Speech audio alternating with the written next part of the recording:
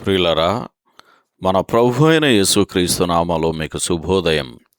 ప్రతిదినం ప్రభుతో అనుదిన ఆత్మీయ ఆహారం. జనవరి 26 సోమవారం.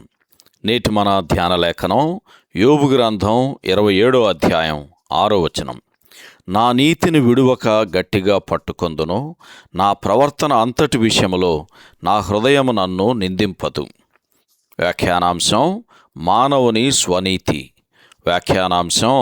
మానవుని స్వనీతి. వ్యాఖ్యానం: తన నిర్దోషత్వమును నిరూపించుకోవటానికి యోబుకు 6 అధ్యాయాలు కూడా చాలలేదు. ఇవి కూడా ఎంతో ఎక్కువే. అదే సమయంలో అది స్వల్పమే. దేవుని న్యాయ విధిని బట్టి తూకం వేసినప్పుడు ఆ న్యాయత్రాసులో నిలబడగలిగినవి మానవుని యొద్ద ఏమైనా ఉన్నాయా? వాటికి 100 అధ్యాయాలైనను సరిపోవు. ఇంకా చెప్పాలంటే మనిషి ప్రయత్నముల ప్రమేయం లేకుండా నీతిమంతులుగా తీర్చబడటం అనేది ఎప్పుడో నెరవేర్చబడింది. యోబు తన నీతిని నిరూపించే క్రమంలో దేవుడే తనకు అన్యాయం జరిగించనని అభియోగం మోపుటను మనం గమనించవలసి ఉన్నది. యోబు గ్రంథం 40వ అధ్యాయం 8వ వచనం చదవండి.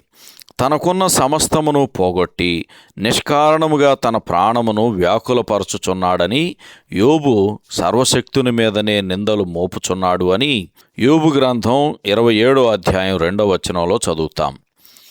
యోబు పలికిన నా నీతిని విడువక గట్టిగా పట్టుకొందును, నా ప్రవర్తన అంతటి విషయంలో నా హృదయము నన్ను నిందింపదు అను మాటలు గర్వమును సూచించుచున్నవి.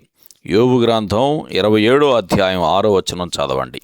అయితే దీనికి దేవుని వాక్యం ఎటువంటి జవాబిస్తుంది?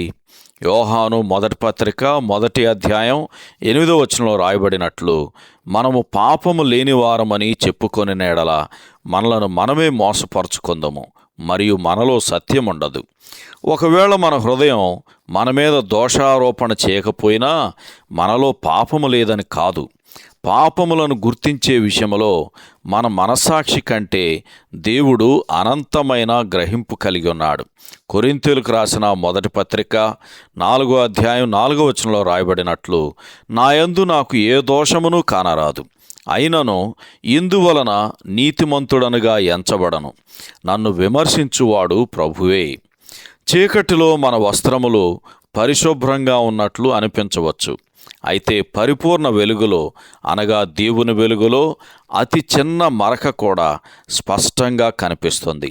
సామెతల గ్రంథం 4వ అధ్యాయం 18వ వచనం చదవండి. సహోదరుడు జాన్ కోక్లన్ శుభములతో వందనాలు. ఈ సందేశాలకు సంబంధించి కానీ బైబిల్కు సంబంధించి కానీ మీకేమైనా ప్రశ్నలు ఉంటే ఈ క్రింది నంబరుకు వాట్సాప్ ద్వారా పంపించండి. మీ ఆత్మీయ క్షేమాభివృద్ధి కోసం అనుభవజ్ఞుల ద్వారా జవాబులు అందించబడతాయి.